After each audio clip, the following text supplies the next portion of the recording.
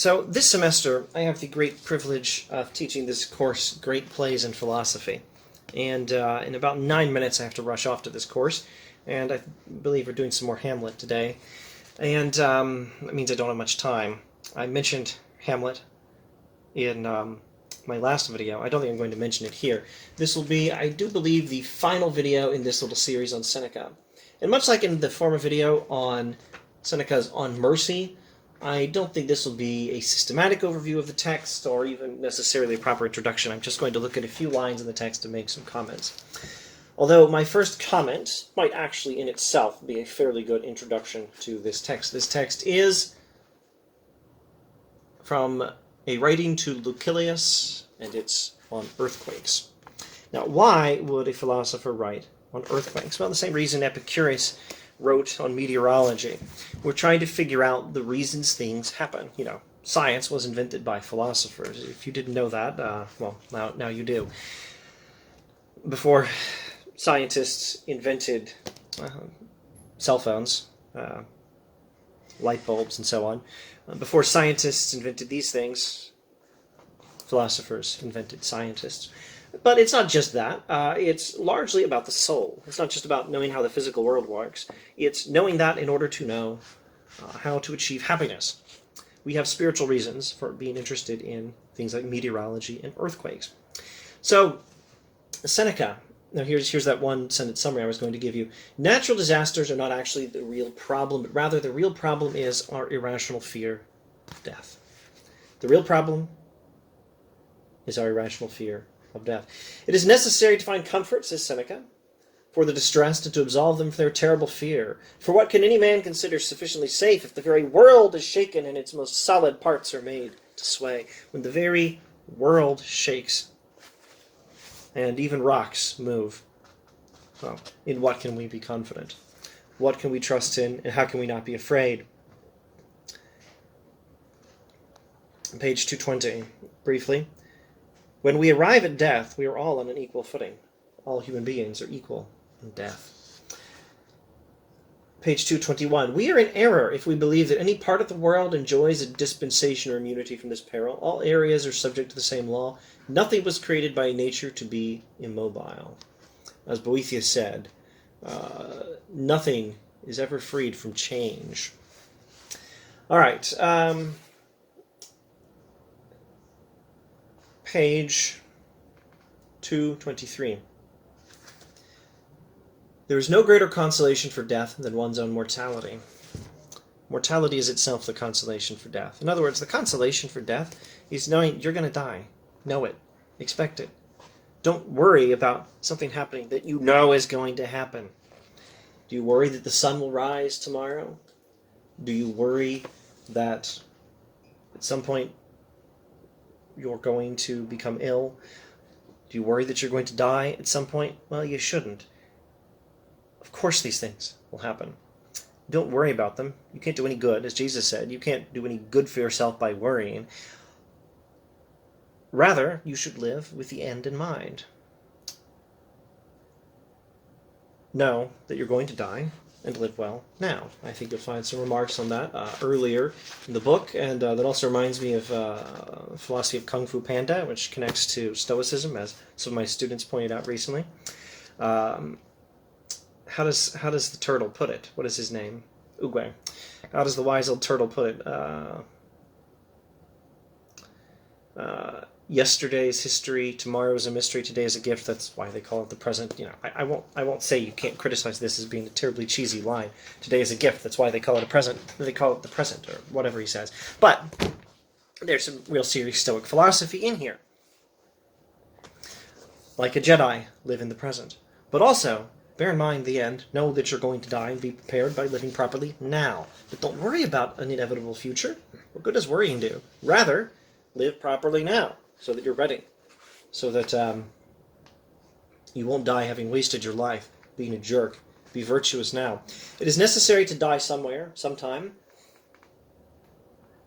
Let me check my marginalia here. We don't freak out over a glass of water, which can kill us just as easily as a natural disaster, so we shouldn't freak out over them either. Yeah, that was pretty good.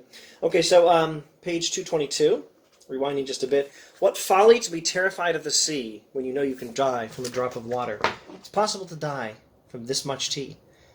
And we're afraid of hurricanes that bring the ocean up into our homes, perhaps if you live in Florida or something.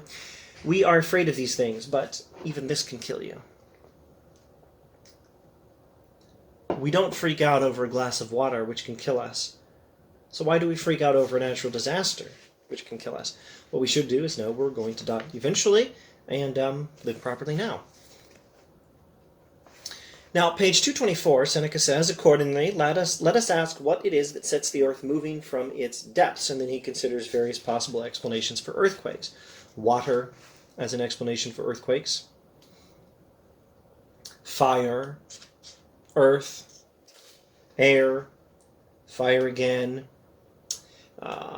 More complex theories. The main cause of the earth moving, and this is taken several pages, now page 235, the main cause of the earth moving is therefore air, which is swift by nature and changing from one place to another. So Seneca gives his theory that air is the major cause of earthquakes. It's not fire, earth, or water. The major reason we have earthquakes is motion of air. And then he gives combination theories, and he quotes what Epicurus says about earthquakes.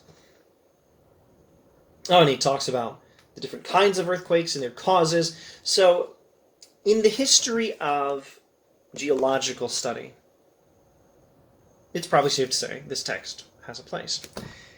This text on earthquakes is an interesting chronicling of some major theories on earthquakes that were there in the ancient world, and Seneca's own analysis of how we learn about earthquakes from experience and what causes them, his own theory about what causes them.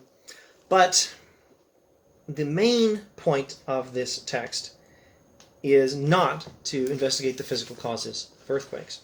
The main point is the soul. Page 245. I will say no more, Lucilius, my excellent friend, about the causes themselves of earthquakes. Now I address those matters that pertain to reassuring our minds, for it is more important for us to have courage than learning. But the one does not come about without the other, for only through the liberal arts and the contemplation of nature does the mind acquire strength. Like Epicurus said, contemplating how the world works is good for the soul. And Seneca returns to the fear of death. And he talks about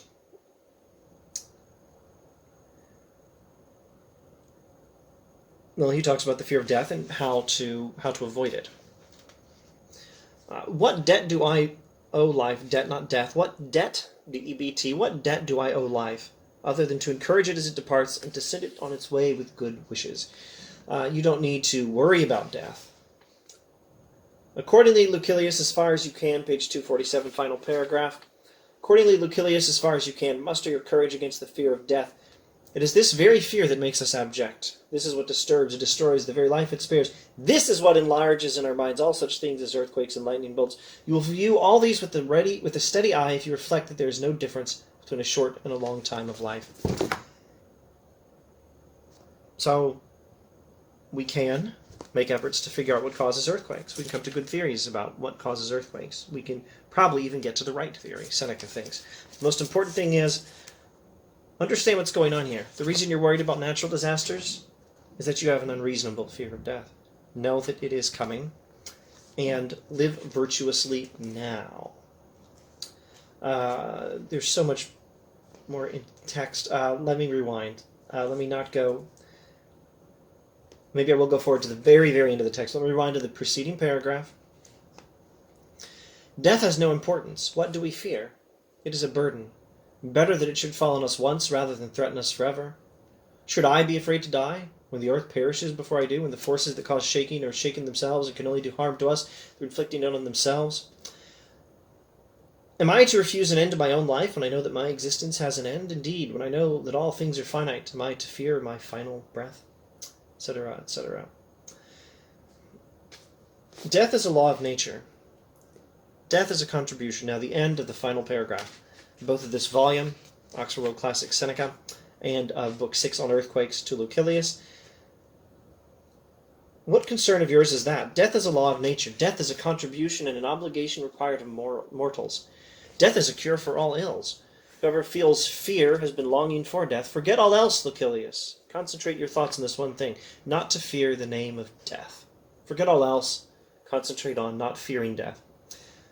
Through long reflection, make death one of your close acquaintances, so that if the situation arises, you are able even to go out and meet it. And I suppose if we had time, we could make some comparisons to Harry Potter, final book. We don't have time. I have to rush off to class, and maybe I'll see you next time. I suppose we're done with this Seneca series at last. And I don't know. I'm not sure what we're doing next. Maybe I'll see you then. Thanks for watching.